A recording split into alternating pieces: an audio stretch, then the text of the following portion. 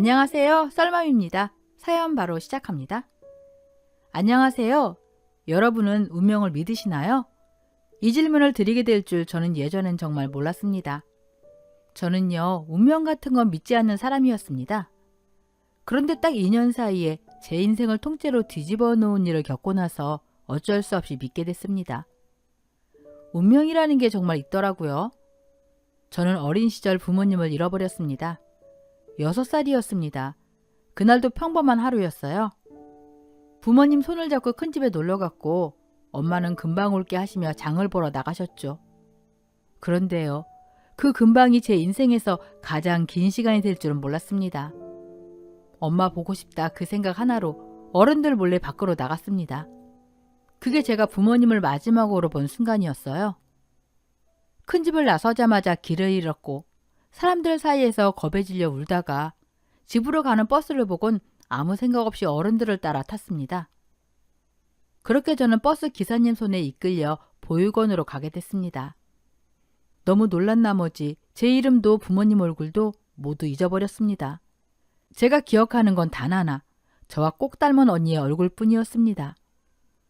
그 얼굴 하나 붙잡고서 저는 버텼습니다. 언젠가 가족을 다시 만나면 부끄럽지 않은 사람이 되어 있어야지. 그래서 공부를 했습니다. 정말 죽기 살기로 했습니다. 보육원 아이로 고아로 살아가는 게 얼마나 팍팍한지 아시나요? 대학에 가고 싶어도 등록금이 필요했고 생활비도 필요했고 아플 틈도 없었습니다. 다행히 장학생으로 대학에 들어갔고 그때부터 정말 숨 쉴 틈 없이 살았습니다. 쟤는 왜 저렇게까지 해? 그런 말 많이 들었습니다. 그런데 저는요, 그렇게라도 살아야 했습니다. 부모님을 다시 만나게 된다면, 언니를 다시 만나게 된다면 나 이렇게 잘 살았어. 당당하게 말하고 싶었거든요. 그렇게 대학을 졸업했고 취직도 했고 남들처럼 사회생활도 시작했습니다. 그때까지만 해도 제 인생이 이 정도로 잔인해질 줄은 몰랐습니다. 이 사연은요, 썰맘 채널에 보내주신 실화사연입니다. 지금부터 나오는 이야기는 듣는 분들 마음이 조금은 아플 수도 있습니다. 그러던 중 저는 지금의 남편을 만나게 됐습니다. 대학교 선배 소개로 만난 사람이었는데요. 처음엔 정말 이렇게 착한 사람이 있을까 싶었습니다.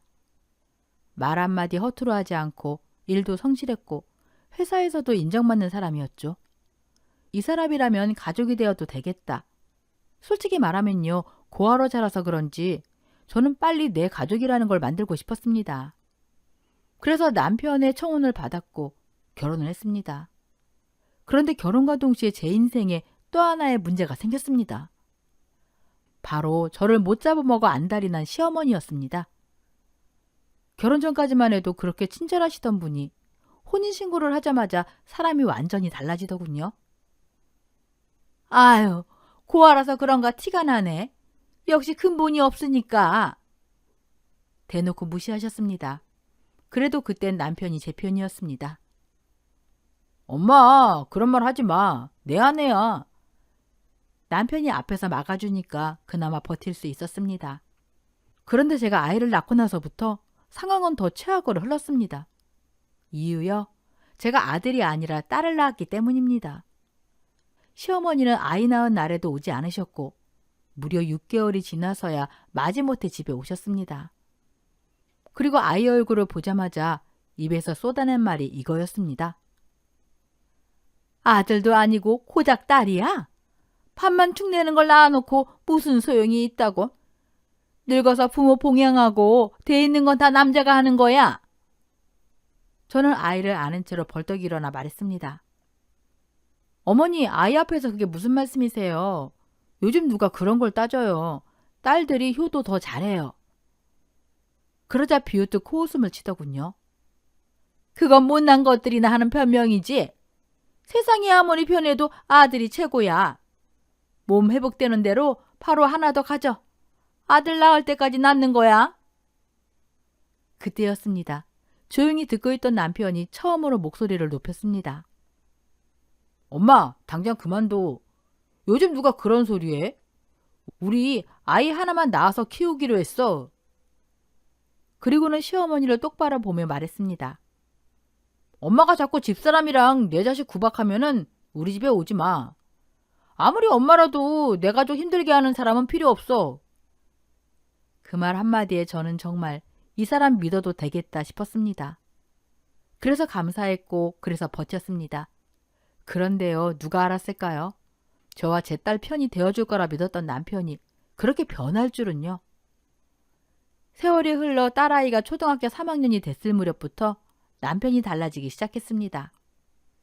집에 늦게 들어오고 말수가 줄고 무엇보다 딸에게 너무 무심해졌습니다. 제가 느낄 만큼이었어요. 그래서 머릿속에 절대 떠올리고 싶지 않은 생각이 들기 시작했습니다. 설마 바람? 그 의심이 생긴 지 얼마 지나지 않아 시어머니에게서 전화가 왔습니다. 너한테 아주 중요한 할 말이 있으니까 지금 당장 시댁으로 와. 왠지 모르게 등골이 서늘해졌습니다. 그리고 시댁문을 여는 순간 저는 제 인생에서 다시 없을 장면을 보게 됩니다. 거실에 남편 놈이 앉아 있었고 그 옆엔 처음 보는 여자가 하나 앉아 있었습니다. 시어머니가 말했습니다. 인사해라. 얘가 네 남편이랑 같이 살 여자다. 그 여자는요, 제가 보는 앞에서 아주 당당하게 남편 놈의 팔짱까지 끼고 있었습니다. 마치 자기가 정식 부인이라도 된 것처럼요. 그리고 더 기가 막혔던 건 시어머니의 태도였습니다. 그 여자에게는 며느리 대하듯 웃어 보이며 과일까지 깎아주시더군요.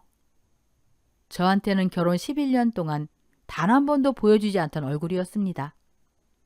그 순간 손이 덜덜 떨렸습니다. 어머니, 지금 뭐 하시는 거예요?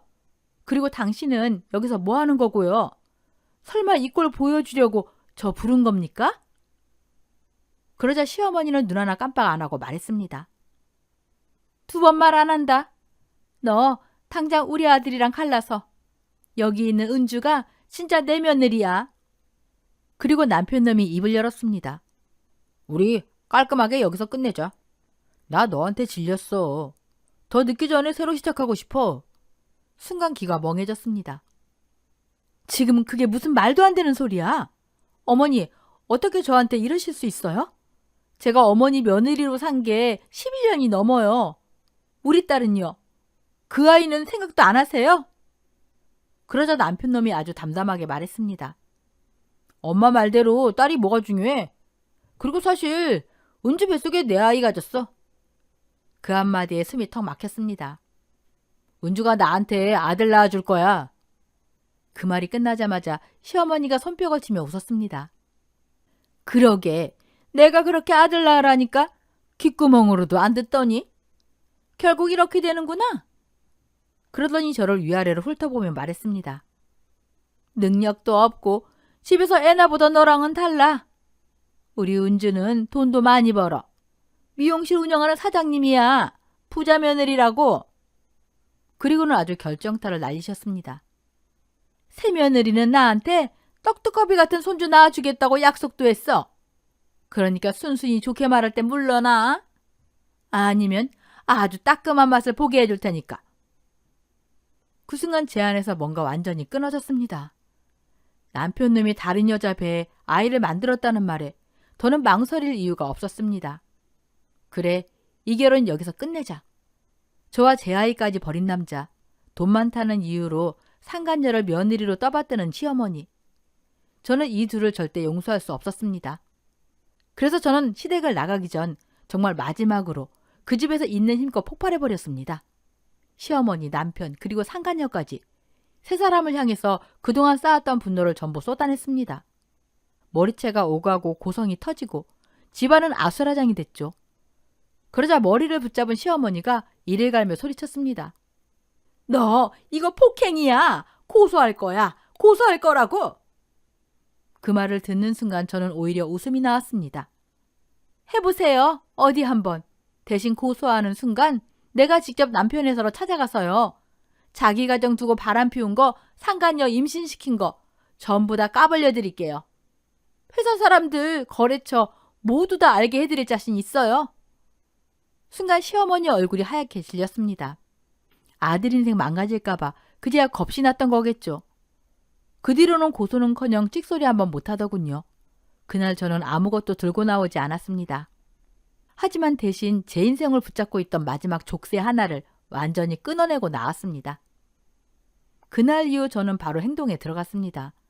남편 놈을 상대로 이혼 소송을 걸었고 시어머니, 남편, 상간녀 세 사람 모두에게 위자료 청구 소송까지 했습니다. 증거요? 차고 넘쳤습니다. 상간녀랑 살 테니까 이혼해달라는 협박 문자, 대놓고 바람 피운 정황, 임신 사실까지. 결과는 뻔했습니다. 저는 이혼했고 재산 분할을 받았고 위자료도 제대로 받아냈습니다. 딸의 양육권과 친권 전부 제 것이 되었습니다. 남편 놈은요, 상간녀랑 살 생각에 자기 딸에는 눈길조차 주지 않았습니다. 그렇게 모든 게 끝난 줄 알았습니다. 하지만 시련은 거기서 끝이 아니었습니다. 재산 분할과 위자료를 받기는 했지만은 고아인 제가 어린 딸 하나 데리고 새로 시작하기에는 현실이 너무 막막했습니다. 집을 구해야 했고 직장을 지켜야 했고 제가 가장이 되어 아이를 먹여 살려야 했습니다. 그때 결혼 전부터 친하게 지내던 친구가 말했습니다. 내가 가진 집이 하나 있어. 전세로 들어오는 건 어때? 그 친구는 집이 잘 살아서 부동산도 여러 채 가지고 있던 아이였습니다. 그래서 다세대 주택에 전세 계약을 하게 됐고 아무리 친구라도 저는 꼼꼼하게 확인했습니다. 그런데요, 작정하고 사기치는 사람은 피해갈 수가 없더군요. 이사하자마자 모든 게 드러났습니다. 그 집은 깡통 전세였고 친구는 부동산 업자와 짜고서 시세보다 몇 천만 원이나 비싸게 전세를 준 겁니다. 그리고는 연락을 끊고 잠적했습니다. 알고 보니 피해자는 저 혼자가 아니었습니다. 친구, 지인들, 심지어 친척들까지 줄줄이 당했습니다. 저는 다른 피해자들과 함께 그 친구를 경찰에 고소했습니다. 하지만 저는 그때 절망할 시간조차 없었습니다. 왜냐하면 그 와중에 저희 딸이 쓰러졌기 때문입니다. 학교에서 갑자기 코피를 흘리며 쓰러졌다는 연락을 받고 저는 정신없이 병원으로 달려갔습니다. 그리고 그곳에서 의사 선생님이 조심스럽게 말했습니다. 어머님, 아이에게 뇌종양이 있습니다. 순간 눈앞이 캄캄해졌습니다. 그 자리에서 쓰러질 뻔했습니다. 하지만 울고만 있을 수는 없었습니다. 어떻게든 제 딸을 살려야 했으니까요. 수술 날짜를 잡고 입원 준비를 하면서 현실이 다시 덮쳐왔습니다. 보험이 있긴 했지만 병원비, 생활비까지 감당하기에는 턱없이 부족했습니다. 전세금은 이미 사기를 당했고 수중에 남은 돈으로는 앞으로 얼마나 길어질지도 모를 치료비를 버틸 수가 없었습니다. 후유증이 생길 수도 있고 재활도 필요할 수 있었으니까요. 그때 저는 정말 처음으로 생각했습니다. 이번엔 정말 끝인가? 그렇다고 저는 절대로 시댁이나 이혼한 전 남편에게 손을 벌리고 싶지 않았습니다. 제 딸까지 버린 인간들에게 도움을 구하고 싶지 않았거든요. 그래서 저는 결심했습니다. 내가 벌어서 내 딸 살리자. 대학 시절 학비를 벌기 위해 휴학을 반복하며 했던 일이 떠올랐습니다. 인테리어 현장 일이었어요. 처음엔 도배, 페인트부터 시작했고 나중엔 타일, 줄공, 시공을 했습니다. 일은 힘들었지만 배우면 배울수록 일당이 셌습니다. 그래서 저는 다시 그 일을 시작했습니다. 딸아이 곁을 비울 수 없어 간병인 이모님을 모셨고 이모님은 저희 사정을 다 하시고 아이를 정말 친자식처럼 돌봐주셨습니다. 그렇게 하루하루 몸이 부서져라 일하며 버텨가던 어느 날 정말 원수는 외나무 다리에서 만난다고 하죠. 아주 뜻밖의 장소에서 그 인간들을 다시 마주쳤습니다. 새로 오픈하는 상가 건물에서 줄눈 시공을 하러 간 날이었습니다. 화장실에 가려고 복도를 지나는데 옆 레스토랑에서 사람들이 나왔습니다.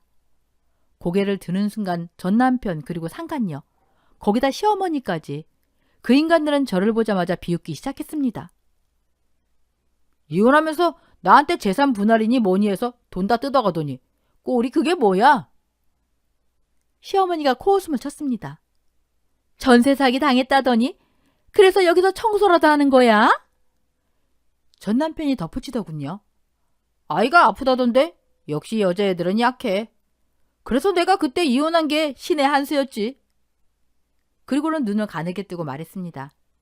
설마 내가 준 돈 다 쓰고 병원비 달라고 나한테 손 벌리려던 건 아니지? 그 순간 제 안에서 무언가가 또 한 번 끌어올랐습니다. 야, 너 진짜 인간 아니야. 제가 이를 악물고 말했습니다. 더럽고 치사해서 너 같은 놈한테 도움받을 생각도 안 해. 그리고 네 자식이 아프다는데 지금 돈 이야기가 나오냐? 시어머니를 똑바로 보며 말을 이었습니다. 나중에라도 우리 딸 보고 싶다느니 그런 말 입 밖에 꺼내지 마세요. 국물도 없을 테니까. 그리고 결정타를 날렸습니다. 그리고 참고로 말하는데요. 나 너보다 돈 잘 벌어. 내 일당이 하루 40만 원이야. 전 남편이 코웃음을 쳤습니다. 거짓말하지 마. 나한테 미련이 있어서 괜히 잘 버는 척하는 거지? 저는 단호하게 말했습니다. 상간녀랑 살겠다고 처자식 버린 인간한테 내가 뭐가 아쉬워서? 정신 차려. 아들 타령하는 정신 나간 집안에 나는 다시는 발도 안 들여. 사람들 시선이 하나둘 모이자 그 인간들은 억울해하며 씩씩대더니 상간녀를 데리고 자리를 피했습니다. 그날 저는 알았습니다. 이제는 제가 그 인간들보다 훨씬 강해졌다는 걸요. 몸이 힘들지 않다면 거짓말이겠죠. 하지만 제가 벌어온 돈으로 딸아이 병원비를 걱정하지 않아도 된다는 게 너무 좋았습니다. 그렇게 버티던 어느 날 제 인생을 바꿀 큰 일이 하나 들어왔습니다. 잘 사는 부잣집의 부분 인테리어 공사였고 제가 맡은 건 타일 줄눈 시공이었습니다. 공사 규모가 커서 들어오는 돈도 컸고 주소를 받아보니 무려 300평짜리 대저택이었습니다. 이 정도면 한숨은 돌리겠다. 그렇게 저는 300평 대저택 앞에 섰고 초인종을 눌렀습니다. 누구세요? 예, 미리 연락드렸습니다. 타일 줄눈 시공하러 왔습니다. 네, 잠시만 기다리세요. 대문이 열렸고 저는 시공에 필요한 부자재를 들고 집 안으로 들어갔습니다. 잘가 꺼진 정원을 지나 현관을 넘어서자 저를 기다리고 있던 듯한 중년의 여성 한 분이 보였습니다. 가정부 아주머니처럼 보였습니다. 안녕하세요. 타일 줄눈 시공하러 왔습니다. 공사하는 곳이 어디일까요? 그런데 제 말이 끝나기도 전에 그분 얼굴이 순간 하얗게 질리더니 어머머! 그대로 뒤로 휘청 넘어지셨습니다. 아주머니! 저는 놀라 들고 있던 자재를 내려놓고 급히 달려가서 아주머니를 부축했습니다. 괜찮으세요? 어디 아프신 건 아니죠? 그러자 아주머니가 제 손을 덥석 붙잡았습니다. 손이 심하게 떨리고 있었습니다. 아니에요. 제가 너무 놀라서. 그리고는 저를 똑바로 보며 이상한 질문을 하셨습니다. 저기, 지금 몇 살이세요? 순간 머릿속이 하얘졌습니다. 네? 38입니다. 그러자 숨을 고르지도 못한 채 다시 물으셨습니다. 부모님은요? 부모님은 계세요? 왜 그런 질문을 하는지 모르겠는데도 이상하게 거짓말이 나오지 않았습니다. 어릴 때 잃어버렸어요. 보육원에서 자랐습니다. 그래서 살아 계신지는 몰라요. 아주머니의 손에 힘이 들어갔습니다. 어릴 때 부모님을 잃어버리셨다고요? 네. 그제야 아주머니가 천천히 자리에서 일어나시더니 말씀을 하셨습니다. 저기, 그러면 여기 거실에 잠시만 앉아서 기다려 주실 수 있을까요? 잠시만이면 됩니다. 정말 잠시만요. 저는 당황해서 말했습니다. 제가 작업복을 입고 와서요. 소파가 더러워질 것 같은데요. 그런데 아주머니는 제 말을 자르듯 말했습니다. 상관없어요. 제발 여기 앉아만 계세요. 제가 전화 한 통만 하고 금방 올게요. 그 말투가 부탁이라기보다 간청에 가까웠습니다. 아주머니는 다급하게 어디론가 전화를 걸었습니다. 그리고 전화를 받자마자 거의 울먹이듯 말했습니다. 사모님, 찾았어요. 찾은 것 같아요. 사모님? 아니, 그러니까 사모님 빨리 오셔야 할 것 같아요. 이분을 직접 보셔야 해요. 그리고 제 쪽을 힐끗 보며 낮게 덧붙였습니다. 제가 어디 못 가게 꼭 잡아두고 있을게요. 그러니까 제발 빨리 오세요. 전화를 끊는 소리와 함께 집안이 이상할 정도로 조용해졌습니다. 저는 소파에 앉은 채로 손에 땀이 차기 시작했습니다. 뭐지? 내가 뭘 잘못한 건가? 이 집에서 나가야 하는 건가? 별의별 생각이 머릿속을 미친 듯이 스쳐갔습니다. 그리고 정말로 30분도 채 안 돼서 현관문이 벌컥 열렸어요. 다급한 발소리, 숨이 약간 가쁜 듯한 기색. 나이 지긋한 여성분 한 분이 거의 뛰어들듯 집 안으로 들어오셨죠. 아, 이분이 집주인인가 보다. 그분은 저를 보는 순간 말 그대로 얼어붙은 것처럼 서더니 다음 말을 내뱉었습니다. 세상에, 이럴 수가 있어? 정말 우리 희영이랑 똑같네. 쌍둥이라고 해도 믿겠어. 순간 제 심장이 덜컥 내려앉았어요. 그러자 가정부 아주머니가 옆에서 조심스럽게 덧붙였죠. 그래서요, 사모님. 제가 빨리 와보시라고 한 거예요. 우리 희영 아가씨랑 너무 닮아서요. 그 이름을 듣는 순간 이 집 공기가 확 달라졌어요. 사모님은 제 앞으로 다가오더니 제 옆에 천천히 앉으셨습니다. 그리고 조금 미안한 얼굴로 이렇게 말하셨어요. 많이 놀라셨죠? 미안해요. 정말 죄송해요. 그쪽이 우리 첫째 딸이랑 너무 닮아서요. 그제야 설명이 이어졌습니다. 이 집에서 일하시는 최 여사님이 젊을 때부터 우리 집에 계셨거든요. 그래서 우리 딸 얼굴을 너무 잘 알아요. 하지만 저는 그래도 이해가 되지 않았습니다. 그래서 조심스럽지만 분명하게 말했죠.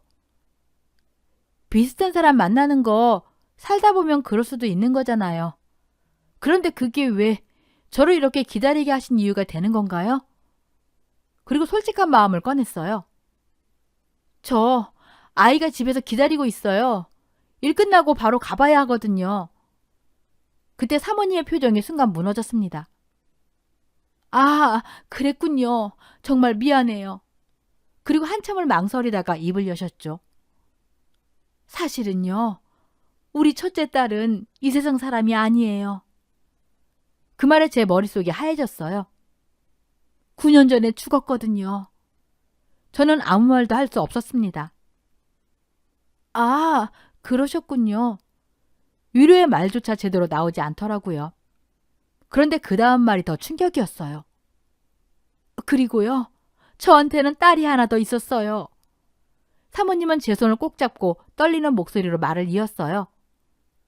그 아이를 아주 어릴 때 잃어버렸어요. 하루도 단 한 번도 잊어본 적이 없어요. 그리고 조용히 고개를 들며 말했죠. 그래서 지금도 찾고 있어요. 계속요. 제 심장이 점점 빨리 뛰기 시작했어요. 그 아이가 우리 첫째랑 연년생이었거든요. 밖에 나가면 사람들이 늘 그랬어요. 쌍둥이냐고요.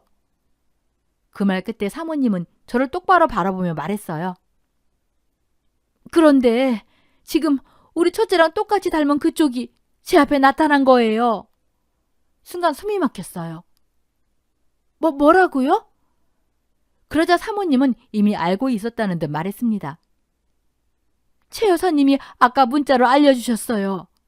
그쪽도 어릴 때 부모를 잃어서 얼굴조차 기억 못한다고요. 그리고 조심스럽게 하지만 간절하게 물으셨어요. 혹시 아주 작은 거라도 괜찮아요. 사소한 거라도 좋아요.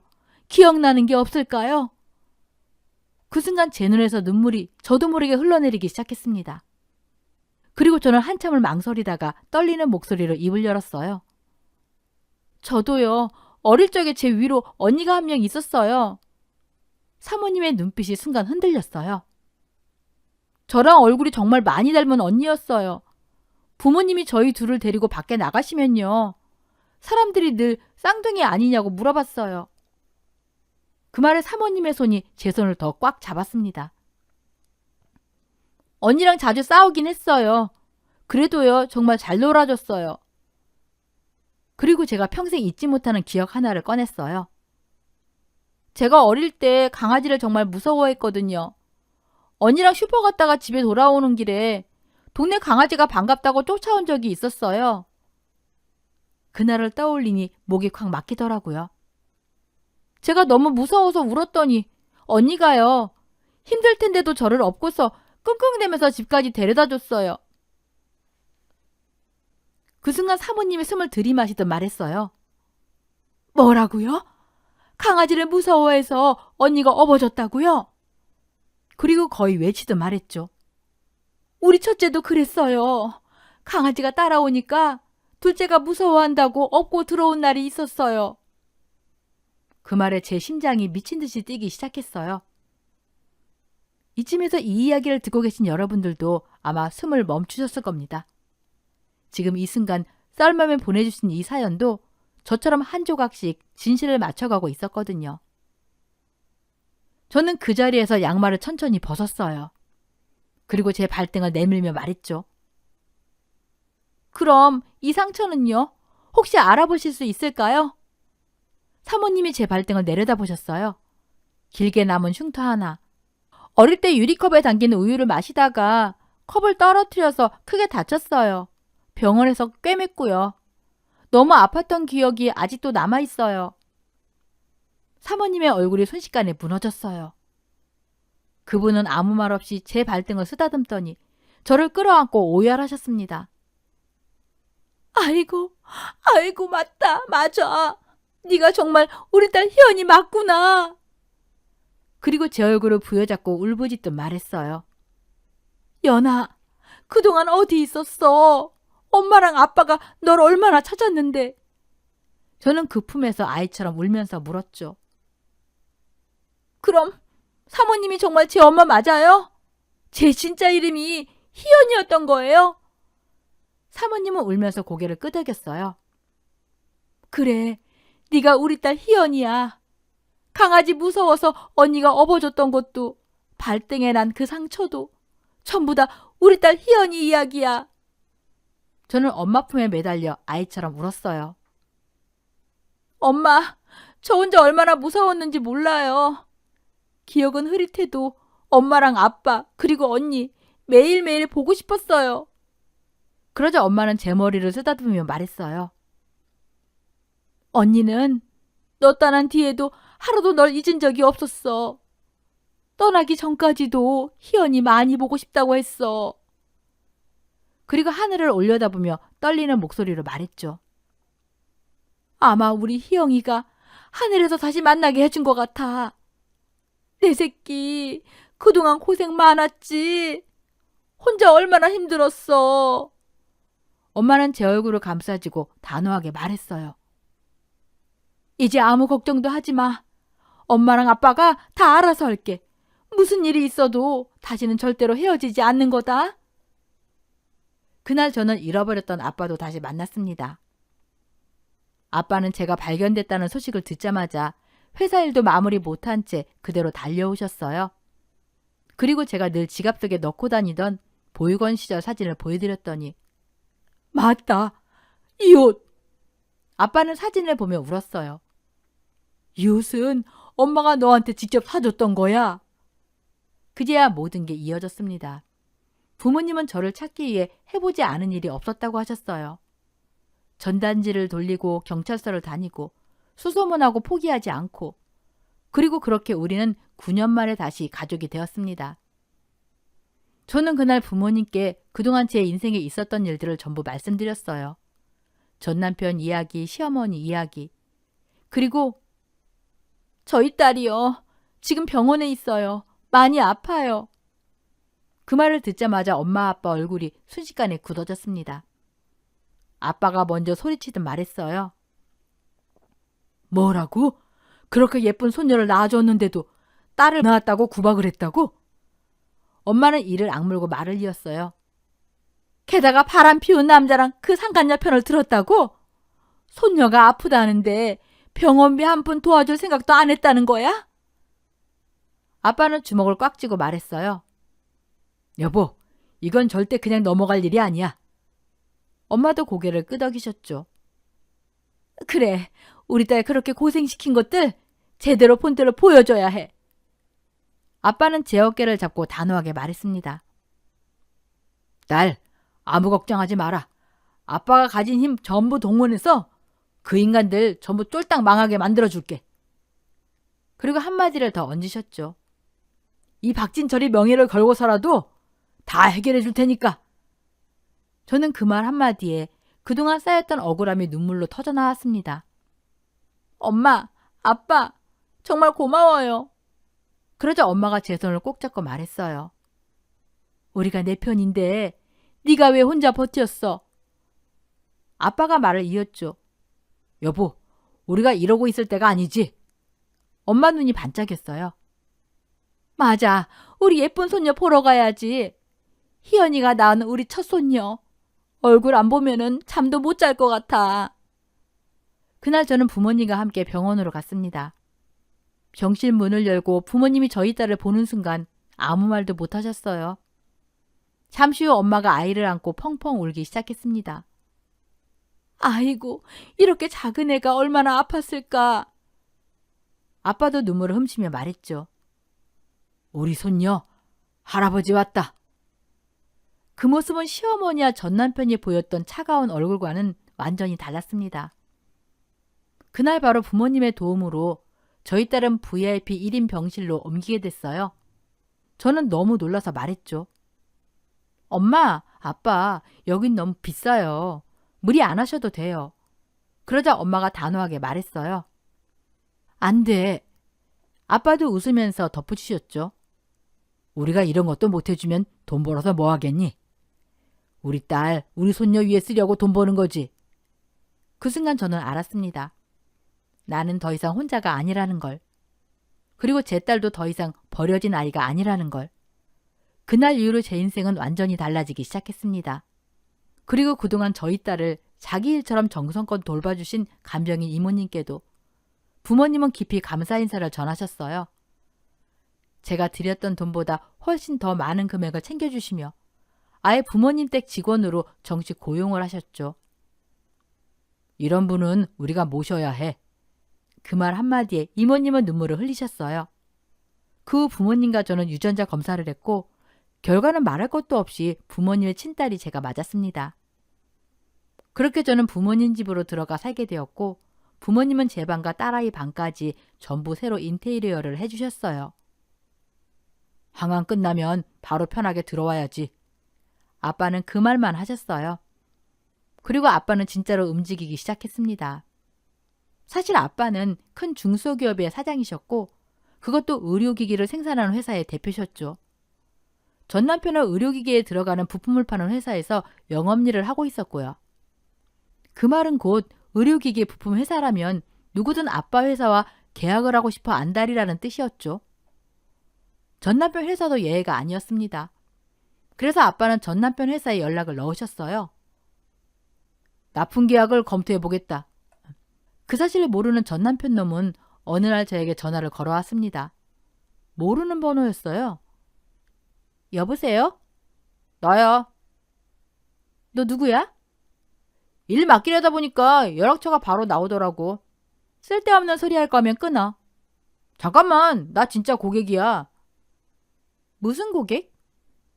이번에 우리 회사가 진짜 큰 회사랑 계약하거든? 계약만 되면 인센티브의 승진까지 확정이야. 그놈은 신이 나서 떠들어댔어요. 그래서 이번에 내가 결혼해서 들어갈 신혼집 인테리어 타일 줄눈 시공 너한테 맡기려고. 그 순간 제가 웃음이 나왔습니다. 야, 너 생각이라는 게 있니? 바람 피워서 이혼해놓고 상간녀랑 살 집을 나보고 시공해달라고? 너 IQ 몇이야? 어떻게 그런 참신한 헛소리를 하냐? 그리고 너희 회사 계약이 성사될지 쪽박 찰지는 두고 봐야 아는 거야. 김치국부터 마시다간 배탈 난다. 다신 연락하지 마. 다시 전화하면 스토킹으로 신고할 거야. 저는 전화를 뚝 끊었습니다. 그리고 속으로 생각했죠. 지금 네가 좋아서 떠드는 그 계약이 네 인생 끝장나는 계약인 줄도 모르고.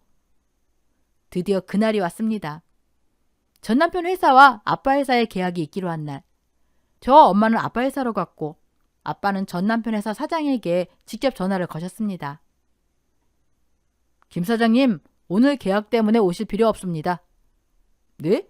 무슨 말씀이십니까, 박 사장님? 계약 진행 안 하겠습니다. 아니, 갑자기 왜 저희 쪽에서 무슨 실수라도? 예, 아주 큰 실수를 했죠. 아빠는 목소리 한번 변하지 않고 말씀하셨습니다. 제 딸이 얼마 전 이혼을 했습니다. 전 사이놈이 바람을 피웠고요. 그놈은 아픈 자식이 있는데도 나 몰라라 했답니다. 잠시 정적이 흐른 뒤 상대가 말했어요. 그게 저희 회사 무슨 상관이? 알아보니 그전 사이놈이 김 사장님 회사 직원이더군요. 제 딸 가슴에 대못 박은 인간이 다니는 회사를 제가 잘 되라고 계약할 수는 없지 않습니까? 전화기 너머에서 숨 넘어가는 소리가 들렸어요. 그 직원이 누굽니까? 당장 불러서 무릎 꿇게 하겠습니다. 아빠는 짧게 말씀하셨어요. 그럴 필요 없습니다. 이미 끝난 인연이니까요. 김 사장님 회사 영업팀에 최성준 과장 있죠? 바로 그 사람입니다. 전화기 너머에서 잠시 침을 삼키는 소리가 들렸습니다. 예? 최성준 과장이요? 박 사장님, 잠시만 기다려 주십시오. 제가 당장 최 과장 데리고서 회사로 찾아뵙겠습니다. 정말로 1시간도 채 지나지 않아 전 남편 놈 회사 사장과 전 남편 놈이 아빠 회사 사장실로 들어왔습니다. 제가 여기 있을 거라고는 꿈에도 모른 채로요. 문을 열자마자 전 남편 놈은 억울하단 표정으로 자기 회사 사장에게 변명을 쏟아내기 시작했습니다. 사장님, 이건 정말 오해입니다. 이혼한 건 맞지만 바람 피워서 그런 거 절대 아닙니다. 아픈 자식 모른 척했다는 말도 안 됩니다. 사람이 어떻게 그런 짐승 같은 짓을 합니까? 게다가 이렇게 큰 회사 사장님 딸이 제 전처라니요. 말이 안 되지 않습니까? 제 전처는요, 지금 타일 줄눈 시공하러 다니는 여자입니다. 그때 전 남편 회사 사장이 낮게 말했습니다. 최 과장, 변명은 나한테 하지 말고 박 사장님께 직접 하게. 자네 때문에 우리 회사가 얼마나 큰 손해를 보게 생겼는지 알고나 있나? 이번 계약 어그러지면은 내가 자네 절대 가만 안 둔다. 네, 사장님, 저만 믿어주십시오. 이후에 직접 제가 풀겠습니다. 그렇게 큰 소리치던 전 남편 놈의 입이 딱 닫힌 건 사장님 안쪽 소파에 앉아있던 저를 보는 순간이었습니다. 당신이 왜 여기에? 저는 아주 담담하게 말했죠. 왜긴 우리 아빠 회사니까 아빠 보러 왔지. 전 남편 놈 얼굴이 순식간에 하얗게 질렸습니다. 그게 무슨 말이야? 당신 고아잖아. 가족도 없다며. 얼마 전에 잃어버렸던 부모님 찾았거든. 근데 우리 아빠가 이 회사 사장이더라. 참 신기하지. 내가 부모님 찾고 얼마나 기뻤는지 알아? 그동안 쌓였던 서러움이 한꺼번에 올라오더라. 저는 전 남편 놈을 똑바로 보며 하나하나 말했습니다. 네 엄마가 나한테 아들 못 낳았다고 들들 볶은 거, 네가 상간녀랑 살겠다고 이혼하자고 한 거, 우리 딸 아플 때 내가 병원비 걱정하며 잠도 못 자던 거, 나 전부 기억하고 있어. 사장실 안이 얼어붙었습니다. 전 남편 회사 사장이 떨리는 목소리로 아빠에게 물었어요. 박 사장님, 설마 이 사람이 따님 두고 바람 피운 것도, 아픈 자식 나 몰라라 한 것도 전부 사실입니까? 아빠는 짧게 답하셨어요. 네, 전부 사실입니다. 그 순간 전 남편 놈은 그 자리에서 무릎을 꿇었습니다. 사장님, 잘못했습니다. 제발 한 번만 기회를 주십시오. 제가 미쳤습니다. 집사람이 이런 분인 줄 알았으면 바람도 안 피웠고 딸한테도 잘했을 겁니다. 그 말에 저는 소름이 돋았습니다. 전 남편 회사 사장이 소리쳤어요. 입 다물어. 자네 때문에 회사 명예가 바닥에 떨어졌다. 중요한 계약도 날리고 바람까지 피운 인간을 우리 회사에 둘 수는 없어. 당장 사표 써. 아니, 오늘부로 해고야. 안 됩니다. 사장님, 제발. 이 나이에 잘리면 어디 가라고요. 그러더니 전 남편 놈은 저를 향해 귀여우듯 말했습니다. 나 결혼 취소할게. 상간녀랑 결혼 안 해. 당신한테 갈게. 우리 다시 재혼하면 나 사위 되는 거잖아. 자기 아이를 임신한 여자마저 버리겠다는 말. 그 순간 저는 분노보다 혐오가 먼저 올라왔습니다. 이 인간은 끝까지 인간이 아니구나. 그래서 저도 모르게 전 남편 놈의 뺨을 향해 손이 올라갔습니다. 그런데 그 순간 제 손보다 더 빠르게 움직인 사람이 있었습니다. 아빠였어요. 아빠는 아무 말 없이 전 남편 놈 앞으로 성큼 다가가더니 주저없이 정면으로 싸대기를 날리셨습니다. 이 정신 나간 놈아! 감히 그 더러운 입으로 누구랑 재혼을 하겠다고 떠들어? 내 딸이랑 결혼해 있는 동안 다른 여자랑 바람 피우고 그 여자 배까지 불러놓은 놈이, 내가 너 같은 인간한테 세상에서 제일 귀한 내 딸을 다시 맡길 것 같아? 너는 자격도 없어. 우리 손녀딸 아빠 될 자격도! 아빠의 목소리는 사무실 전체를 울릴 만큼 분노로 떨리고 있었습니다. 다시 우리 앞에 한 번만 나타나 봐. 그땐 내가 대한민국에서 네가 발붙이고 살 수 없게 만들어줄 테니까. 그런데 전 남편 놈의 고난은 거기서 끝이 아니었습니다. 제 옆에서 그 모든 상황을 말없이 지켜보던 사람이 있었거든요. 엄마였습니다. 엄마는 조용히 자기 핸드백을 들어올리더니 다음 순간 전 남편 놈을 향해 미친 사람처럼 달려들었습니다. 이 미친놈아! 이 죽일 놈아! 우리 딸 두고 바람 피운 것도 모자라서 아픈 내 손녀딸을 나 몰라라 해? 너희 엄마가 우리 딸 괴롭힐 때 넌 도대체 뭐하고 있었어? 이 썩을 놈아! 내가 감방 가는 한이 있더라도 오늘 너는 내가 끝장낸다. 너 죽고 나 죽자. 전 남편 놈은 정신없이 맞아가며 비명을 질렀고 결국 회사 보안 요원들이 달려와 그를 붙잡았습니다. 그렇게 그는 아빠 회사에서 보안 요원들에게 끌려나가다 쫓겨났습니다. 끌려가는 와중에도 전 남편 놈은 저를 향해 손을 뻗으며 아둥바둥 매달리려 했죠. 하지만 이미 모든 건 끝난 뒤였어요. 그날 이후 전 남편 놈은 정말로 다니던 회사에서 해고됐고 가정을 두고 바람 피운 일, 아픈 딸을 외면했던 일들이 업계에 소문처럼 퍼지면서 그쪽 바닥에서는 다시는 발도 붙이지 못하게 됐다고 하더군요. 그리고 얼마 뒤 전 남편과 시어머니가 제 마음을 돌려보겠다며 집 앞을 배회하다가 스토킹으로 경찰에 잡혀갔습니다. 그리고 아빠는 변호사를 선임해서 양육비, 위자료 청구할 수 있는 건 모두 청구하겠다고 했습니다. 그 들려온 소식은 더 기가 막혔습니다. 상간녀가 전 남편 아이를 임신한 줄 알았는데 그 아이가 전 남편 아이가 아니었다는 겁니다. 그 사실을 알게 된 전 남편은 정신과 치료까지 받으며 완전히 폐인이 됐다고 합니다. 아들 타령하던 시어머니는 이제 그 아들 병수발을 들며 늦은 나이에 고생을 하고 있다더군요. 그리고 저에게 사기를 쳤던 친구는 전세 사기범으로 붙잡혀 지금은 콩밥을 먹고 있습니다. 그렇게 저는 어린 시절 잃어버렸던 부모님을 다시 만나 힘들었던 지난날의 일들을 하나씩 정리할 수 있었습니다. 그리고 지금은 부모님 그리고 제 딸아이와 함께 소박하지만 행복한 하루를 살아가고 있습니다. 제 딸도 이제는 많이 건강해져 제 곁에서 웃고 있고요. 물론 앞으로도 정기적인 검사와 조심해야 할 시간들은 남아있겠지만 이제는 두렵지 않습니다. 언제나 제 편이 되어주는 부모님이 계시고 제 손을 꼭 잡아주는 딸아이가 있으니까요. 사랑하는 사람들과 함께하는 이 평범한 하루하루가 얼마나 큰 기적인지 요즘은 더 깊이 느끼며 살고 있습니다. 앞으로도 저희 가족은 서로 의지하며 함께 웃고 함께 버텨내며 행복하게 살아보려 합니다. 그리고 하늘에서 편히 쉬고 있을 언니도 늘 저희 곁에서 같이 웃고 있을 거라 저는 굳게 믿고 있습니다. 이제 그만 제 사연을 줄이겠습니다. 이 사연을 듣고 계신 여러분도 사랑하는 가족들과 늘 건강하시고 행복한 하루하루 보내시길 바랍니다. 끝까지 들어주셔서 감사합니다. 오늘 썰맘 사연글에 여러분의 소중한 댓글 부탁드립니다. 그리고 어디서 사연 듣고 계시는지, 연령대는 또 어떻게 되시는지 안부도 부탁을 드립니다. 그럼 오늘 사연도 함께 읽어주셔서 감사합니다.